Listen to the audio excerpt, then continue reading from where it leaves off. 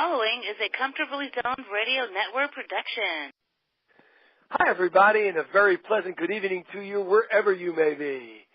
This is Comfortably Zoned Radio, and it's time for Dodgers baseball. A tale of two cities, from Brooklyn to Los Angeles. My name is Peter Trunk, and my partner is Ron Rabinovitz. Fred Wallen is on assignment. Ron, how are you tonight? Good. How are you, Peter? I'm doing fine, thank you. A little bit cold. The weather's turning a little cold here in central New Jersey, but I'm sure you're used to it where you are. I never used to it. Well, yeah, that's true. I like weather. It's hard to get used to it when you're an old man. Right, exactly. I don't mean to call you an old man because I'm just as old, but I mean, well, I it seems as if I am an old man. It seems as if as the years go by, winters get tougher and tougher. They do. You know? Exactly. Yeah. The older I get, the worse I hate it. Yeah, I know. It's weird, man. Yeah. A few years ago, my wife Linda and I were ready to pull up stakes and move to Los Angeles, and we just never did it. We had an old dog at the time, and there were many contributing factors, but one thing led to another, and we just got hamstrung, and we never made the move. And now we're not going to make the move now, but woulda, shoulda, coulda. What can I tell you? Exactly. That happens a lot in life. You know that. Exactly. Right. Anyway, I was thinking today about the Brooklyn Dodgers and talking. I was wearing I was at the market. This happens to me often. I was at the market, and the guy behind me in line while I was paying for my food starts talking about the Brooklyn Dodgers because he sees I had a hoodie on with the Dodgers, Brooklyn Dodger insignia and stuff. And he goes, "Oh yeah," and he's talking about Ebbets Field and this and that. And it was just great. And then you wind up talking for like 5-6 minutes. Total stranger. Never saw the guy in my life, Yeah. And you just start talking, and it goes from one end to the other, and this and that. Sure. And he started mentioning stories. He started mentioning stories to me about the young Sandy Koufax, while the Dodgers were still in Brooklyn before Koufax hit the really big time out on the coast. And it got me thinking, and I did a little bit of research. And I'd just like to start the show off by saying what a fantastic basketball. I found out what a great basketball player he was. He just, it's unbelievable. He was a walk-on, University of Cincinnati, and the coach was so impressed after his first tryout and workout that he went to the powers that be and got him a scholarship. Really? Yeah, he didn't have a scholarship. He didn't have a scholarship. He just went to the University of Cincinnati. He wanted to be an architect. Basketball, right? Right, and the guy was so impressed with him and his skills that he went and he got him a scholarship. And it was that's unbelievable. And when he was in Lafayette High School, Koufax went to Lafayette High School in Brooklyn. He played basketball, of course, at Lafayette High School. He also played first base on the baseball team. Fred Wilpon was the big star pitcher, the guy who owns the Mets. Right. Mets. Right. And anyway, Koufax was a basketball player, and every year the New York Knicks of the NBA used to go around and hold clinics at the different high schools. They'd have a basketball clinic. It would take all day, like on a Saturday or whatever. And at the end, what they would do, they would scrimmage against whatever high school they were at. They would scrimmage against the high school basketball team. And it was just sort of like a fun thing. They didn't take it too seriously.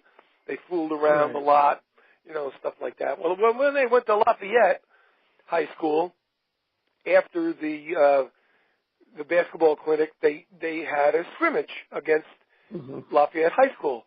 And Harry Gallatin, who played for the Knicks, said in later years, he said, when I first saw Koufax, he said, I couldn't believe the kid was so big and strong, and he could jump, and he was really good, and he was doing so well against us that I called a timeout, and I got the Knicks around me, and I said, this kid is making us look a little foolish. Let's get a little serious, and put him in his place. Well, make a long story short, they couldn't put him in his place. He just, he dominated the whole game. And so good. when it was over, and the Knicks were leaving and thanking everybody and stuff, they said to the basketball coach at Lafayette, whose name was Rabinovitz, by the way. Really? Frank Rabinovitz, yeah. They said to him, as they were leaving, they said, we'll be back for Koufax, meaning that, in a year or two or three or four or whatever, they were going to come back and try to get Koufax to play for the Knicks. That's how great he was. Yeah, and he was a great basketball player. Another story I heard, that this is just incredible. This really didn't happen in Brooklyn. This happened in Los Angeles. But I have to mention it because it's really amazing.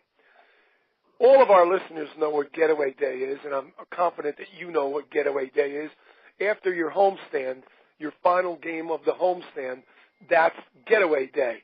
So all the players like to get into the clubhouse fast, take their showers fast, because they're all packed up, because they're going on the road for 10 days or 14 days or whatever it's going to be. Mm-hmm. And on Getaway Day in Los Angeles, if Koufax the Dodgers like to get out of Dodger Stadium real quick and get on the plane and go on their road trip, Jerry Doggett, who was an announcer, right? He was an announcer along with Vin Scully. Uh-huh. Jerry Doggett used to do the post-game Dodgers show. And if Koufax was pitching on Getaway Day, now listen to this. This will blow your mind. He used to actually pre-record the post-game show with Koufax, knowing that Koufax was going to star and win and dominate and be great, but wouldn't have the time to do the show when the game was over because of Getaway Day. So he used to pre-record the post-game show. How's that for domination? That's really something. Is that something? I never knew that. Yeah, that's really cool. That is absolutely crazy. Absolutely crazy. Unbelievable. It really is. Koufax used to pitch for a team when he was a young kid in high school. In the summertime, he used to pitch for a team called the Parkways. The Parkways were not even a semi-pro team. They were just a pickup team of local ball players. They were in a league called the Coney Island League in Brooklyn. And he used to pitch for the Parkviews. And after he was done pitching for the Parkviews, the guy who owned the Parkviews, his son played for the Parkviews also and became a friend of Koufax. And after Sandy signed with the Brooklyn Dodgers, the Dodgers no longer allowed him to pitch for the Parkviews. Yeah. You can understand that, right? You don't want to get hurt or doing anything wrong.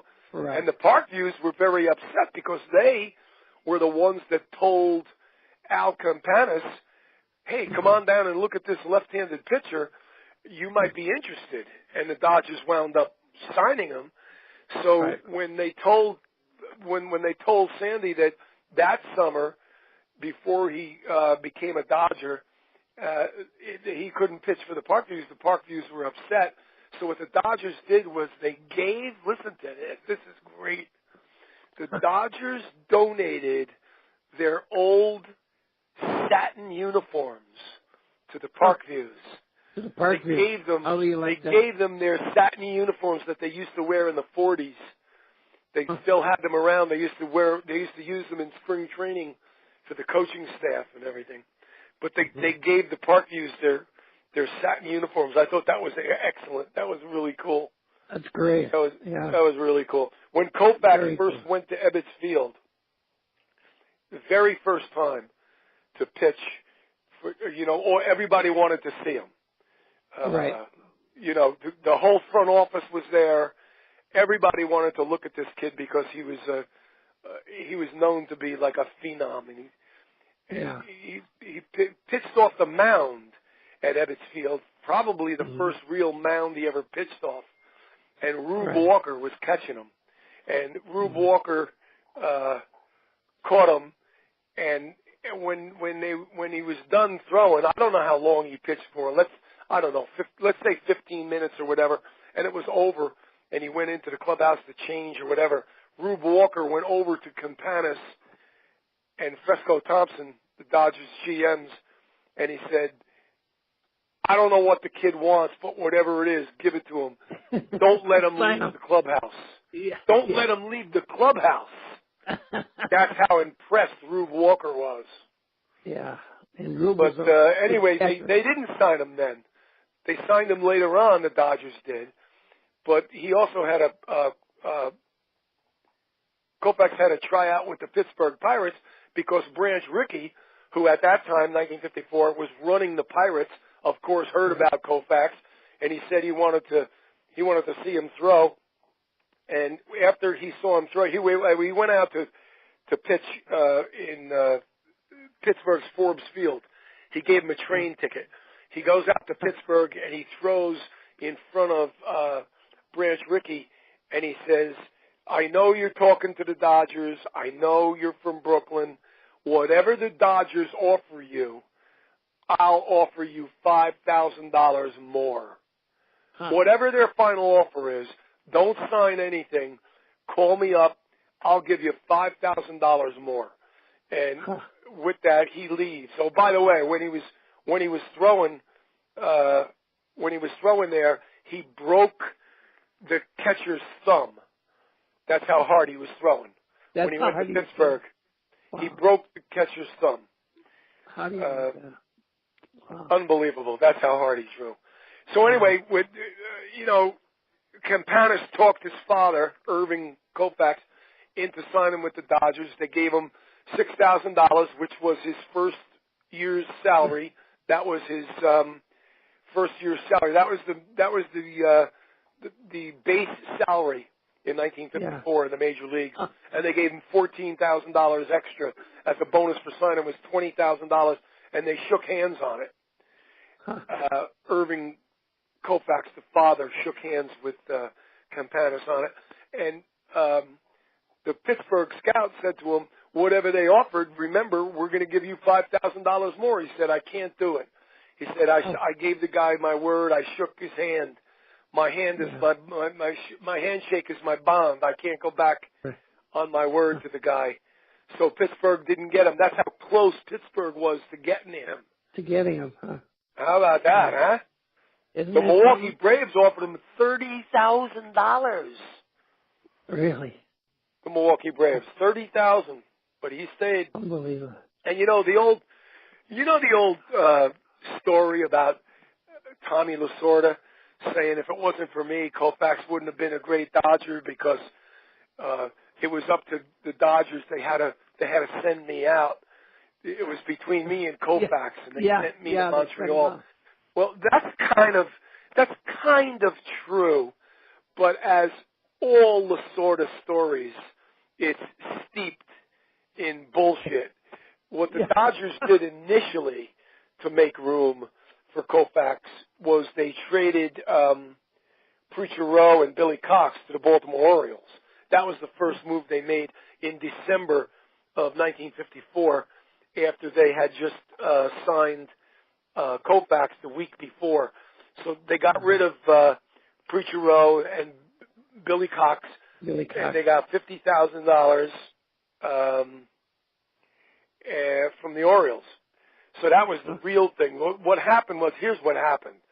Koufax, being a bonus baby, had to stay on the Dodger active roster for 2 years. That was the rule back then. You couldn't send your bonus babies down to the minor leagues. Send them down to the minors. Could not send them down. Right. So Koufax stayed with the Brooklyn club in all of 55 and all of 56. Right. In I met him in 55. Okay, in 55 he sprained his ankle, and the Dodger front office said, "Hey, here's a good chance. We're going to tell the league office that there's a hairline fracture." Yeah. So they could keep him on the 30-day disabled list, a longer stint on the disabled list, and they could bring Lasorda back. Now, Lasorda never won a major league game in his life. His major league record was 0-4. Lasorda's lifetime earned run average was 13.50. Okay. But anyway, the Dodgers bring Lasorda back, and after 30 days, he doesn't do anything, of course. After 30 days, they have to reinstate Koufax, so they send Lasorda down. That's the etymology of the bullshit story that Lasorda says, they sent me down and they kept Koufax. So it has a little seed of truth into it, like most bullshit stories do, but it's 95% bullshit story. Anyway, that's how that story started. Joe Black laughed when he heard Lasorda tell the story about, if it wasn't for me, they wouldn't have Koufax. They sent me down, they kept Koufax. I was the reason. Blah blah blah. Joe Black is quoted as stating back then, Koufax could throw better with his right arm than Lasorda could pitch with his left. With his left. That's how dominant Sandy Koufax was. Yeah. Anyway, his first appearance in a Dodger uniform, Brooklyn Dodger uniform, was in June the 24th, 1955. He came in relief against the Braves in Milwaukee, and the PA announcer announced his name as Koufax. Koufax, I remember that. I was at that game. They mispronounced his name, Koufax. And his first strikeout, guess who his first strikeout was? Who? Koufax's first strikeout in the major league. Bobby Thompson. Bobby Thompson. That Bobby Thompson. Yeah, that Bobby Thompson. That Bobby Thompson, who is now a Milwaukee Brave. Right. Struck him out. Right. Yeah. Huh. And that's the story of Sandy Koufax. A little history of Sandy Koufax. I heard that you wanted to talk about another Dodger left-handed pitcher. Left-hander. Tonight. Yep. Johnny. Who do you got lined up for us tonight? Johnny Podres. Johnny Podres was a great pitcher for the Dodgers. Yeah. He spent most of his career with Brooklyn and the L.A. Dodgers. He's perhaps best remembered for being named the most valuable player in the 1955 World Series, pitching a shutout in Game 7 against the Yankees to help the Dodgers win the world title for the first time. Yeah. He led the National League in earned run average and shutouts in 1957 and in winning percentages in 1961. He was quite a pitcher. He helped the Dodgers, of course, win the championship in 55, 59, 63, and 65, although in 65 he didn't actually pitch. In the 55 series against the Yankees, the Dodgers lost the first two games to the Yankees, and Podres pitched the complete game, a 7-hit victory on his 23rd birthday in Game 3. And then that game was at Ebbets Field. The final score was 8-3. I remember that. Okay. Go ahead. And then in Game 7, he pitched a 2-0 shutout to bring the Dodgers their first World Series championship. And Podres was given the first ever World Series MVP award by Sport Magazine, and he was presented with a red 2-seater Corvette. Yeah. Later, he was honored as the Sportsman of the Year by Sports Illustrated magazine.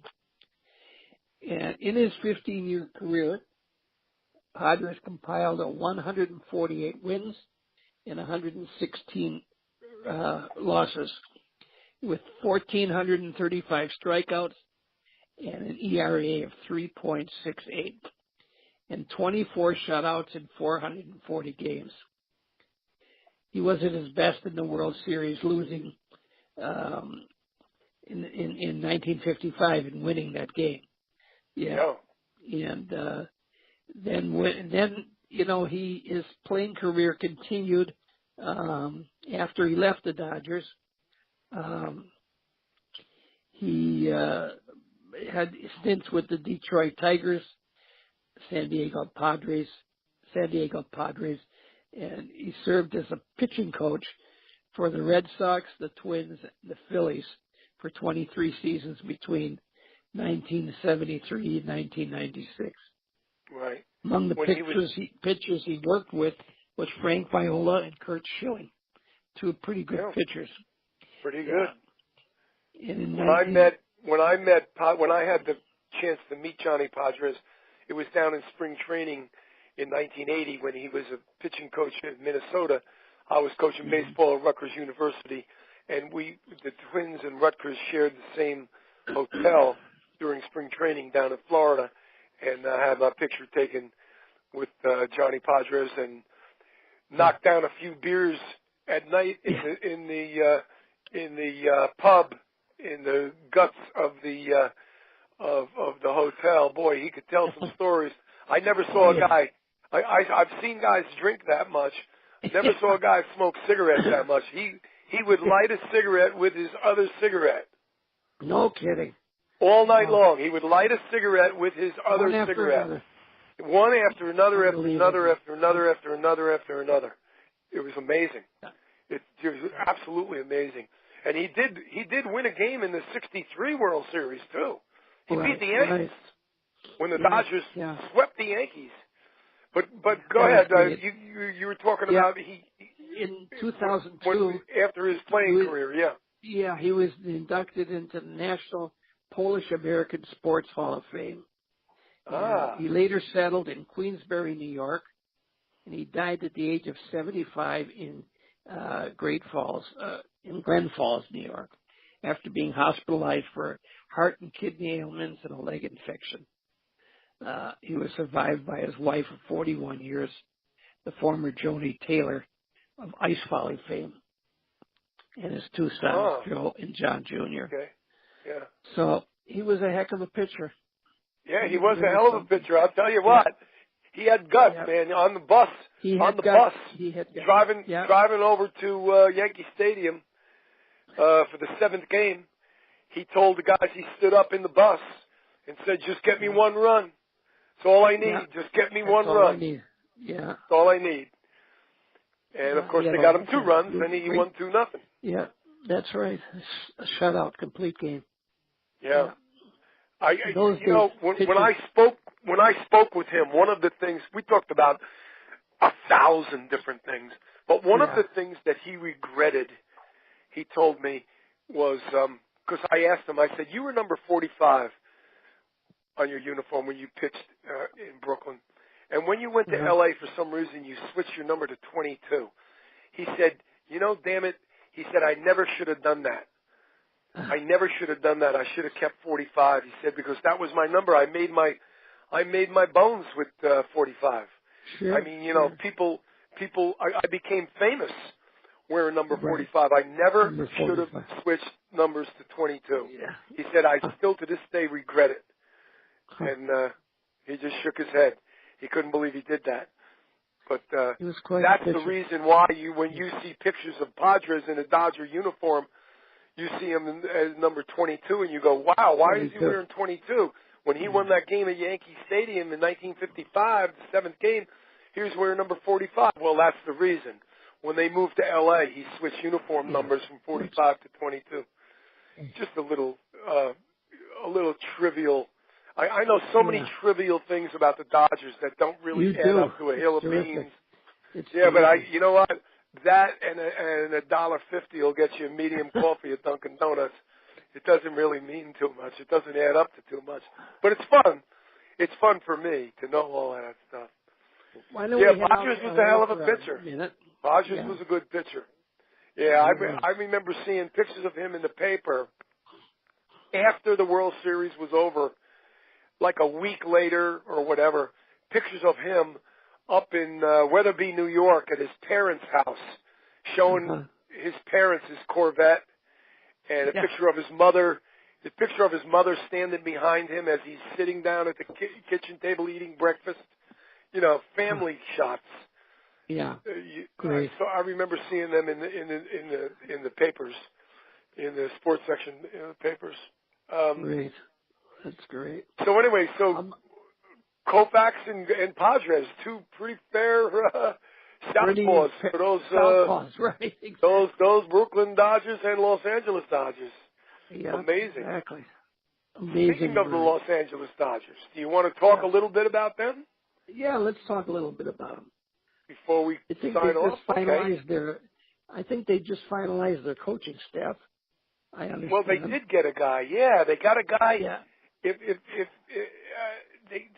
got an interesting guy. I was reading on the internet yesterday or this morning. I can't remember which. Yeah. They got a very interesting guy. Now, I don't pay too much attention to the coaching staff. Like I don't know who they're going to get for their hitting coach, or if they even got one yet. But they got a guy. They got a guy for the third base coach.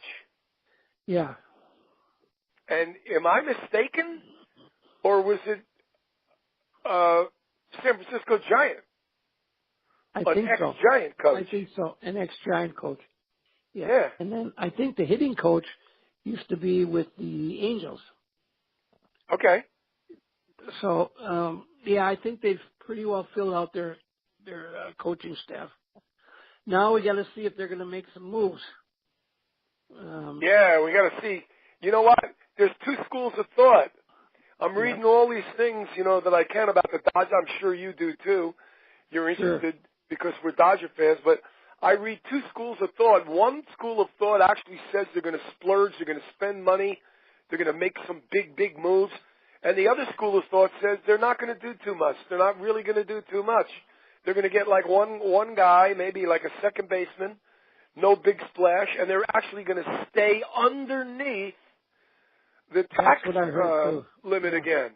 So I hear both stories. I don't know which one to believe. I don't know either. Remember you said, wait till next year, boy, oh boy, they're going to have a big splash. And I thought, of course, because it's, go ahead. They're not going to splash. They're not going to splash. You don't think so? I don't think so either. But when I said that, the reason I said that is very simple. Because they hamstrung themselves by not spending any money because they made it a point of in the press of letting people know they wanted to be underneath that threshold. Right. So I thought because when you're underneath that threshold, even for one season, it's all reconfigured. So you don't have to pay. You don't have to pay the penalty. You start from zero again. I think this year it's $200 million. Last year it was $195 million. So they were underneath $195 million. And I said to myself, well, this is going to reset. This is going to recalibrate, if you will, the numbers. Go to town. So they're going to really go to town. They're going to get Machado. They're going to get Bryce Harper. They're going to get Kluber. They're going to get everybody. They're going to get Greinke back again. They're going to do all kinds of stuff. They're going to spend like $300 million. It's going to be amazing. But evidently that's not true. No. I heard rumors they're going to keep Machado. Or they're going to get him back. Really? Boy, I hope that's not true. Yeah. I really, really hope that's not true. You know what? He's a great ball player, though. First of all, they have no place for him. Where's he going to play? Third base or shortstop. Justin Turner? Play third. Well, I don't know what they do with Turner then, So that's what I'm saying. Know. Justin Turner, one of their best players, and Seager is one of their best players coming back. Yeah. I don't see them getting Machado back. I really don't, especially after the World Series he had. He had a horrible World Series. I don't see it happen. Of course, anything is possible, Ronnie. Anything's possible. Anything is possible. Right. And they could shock the pants off you. You pick up, you log on, and all of a sudden you see a headline: Dodgers sign Manny Machado, who, you know, Right. and then you go, oh my God, I didn't see that one coming. But you know, anything is possible. I just don't see them doing that. Yeah. Well, we'll see what happens. We'll see what happens. You know, Corey Seager will be back, and who knows, you know, if he's going to be 100%. You never know. How do we know? How do we know if Jansen is going to be 100%? Right, exactly. He just went through heart surgery again for the second time in 5 years. Who knows? Seager, though, is, you know, he had Tommy John surgery. Yes, he did.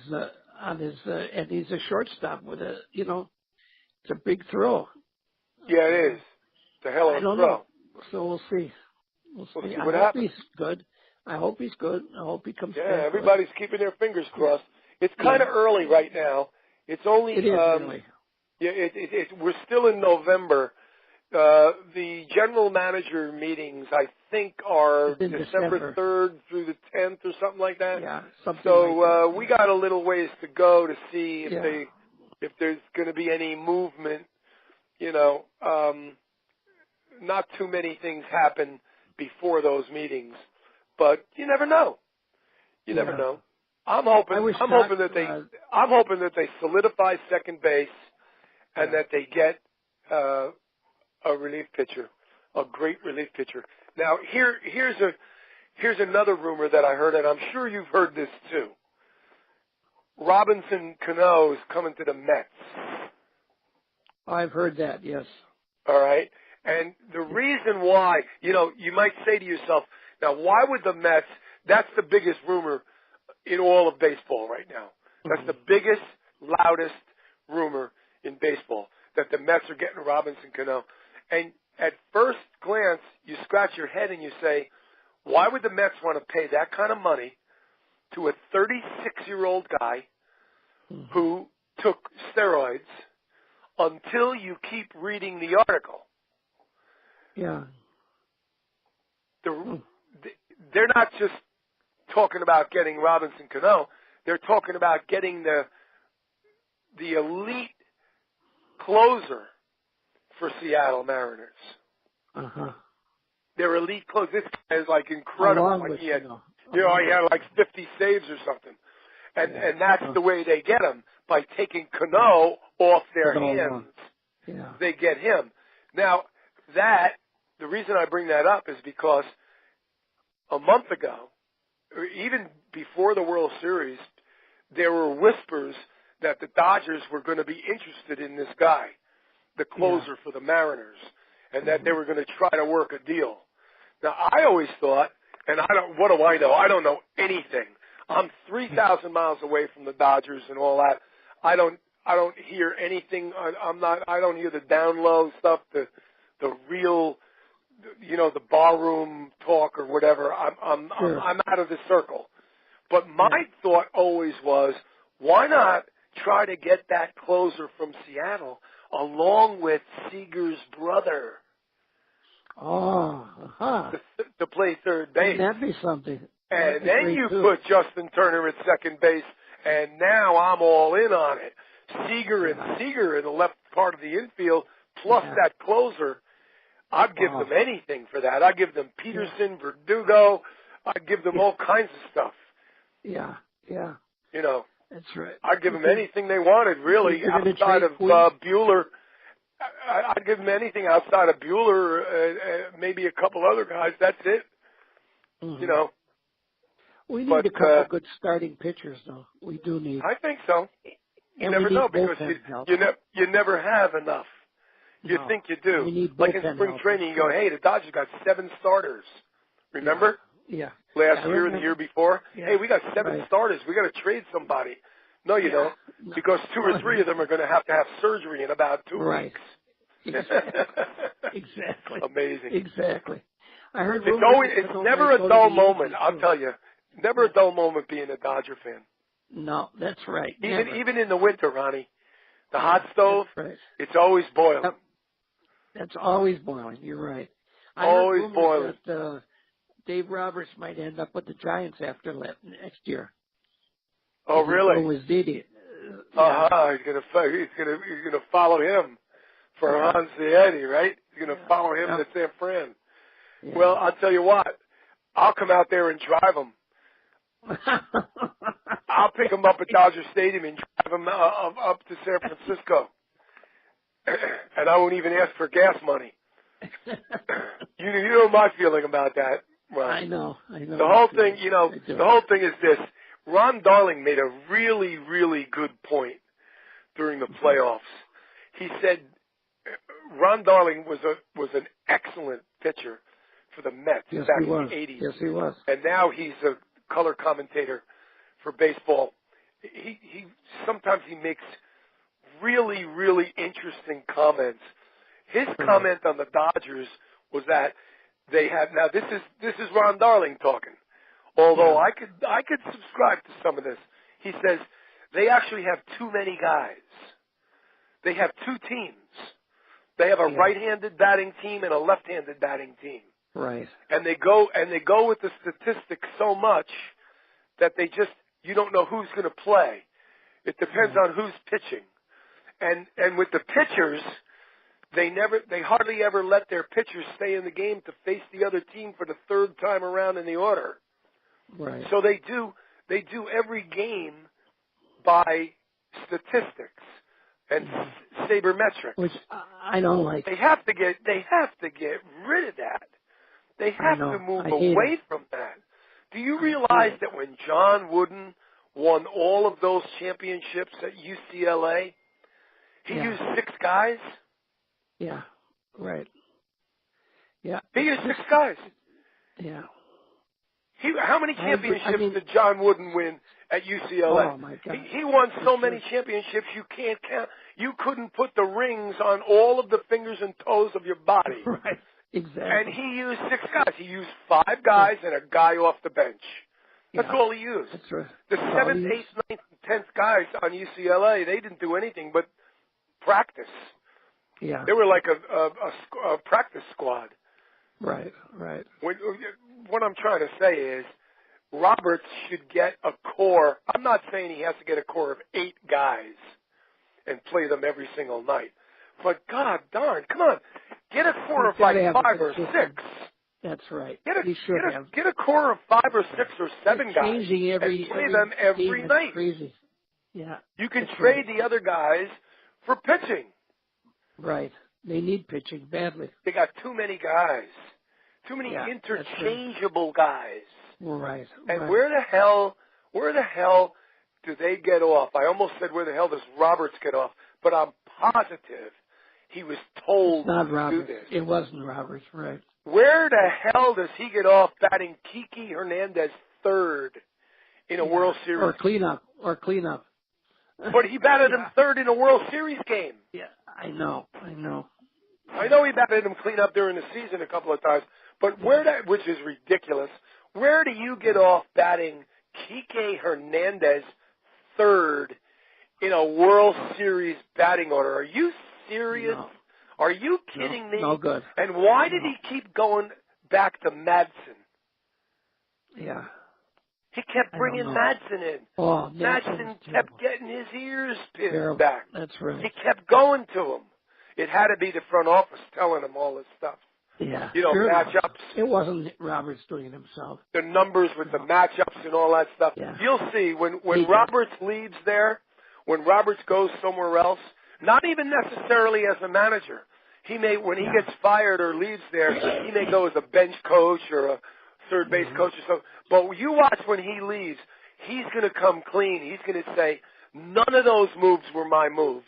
They made me make those moves. Sure. I think that's true, too.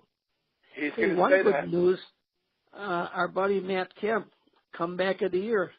Yeah, he won comeback of the year. Isn't that amazing? Good for him. Yes. I was so happy. He's a great guy. I know him very well. And he's a wonderful guy. I was so happy to hear that. He really had a sensational first half. Yes, he did. And a very so-so second half. Yeah, but still. Very so-so second half. Yeah. But I was very happy for him when he hit the home run in the World Series in Boston. Yeah. Remember when Kemp hit one over the Green Monster? Yeah. I was very happy for him when he did that because I know it meant a lot to him to hit a World Series home run. He's a great guy. And okay, partner, what do you say we call in the horses and close the barn door? I think that's it. Yeah, let's do that. It's been okay. It was nice. It was nice discussing those Dodgers with you again, as we do every week here on Tale of Two Cities, from Brooklyn to Los Angeles. My partner Ronnie Rabinovitz and me, Peter Trunk, for the Couple of Zone Radio, like to bid you a good night, Ron, and our listening audience. Good night, Peter. Bye-bye. Good night. The proceeding was a Comfortably Zoned Radio Network production. Thank you for listening.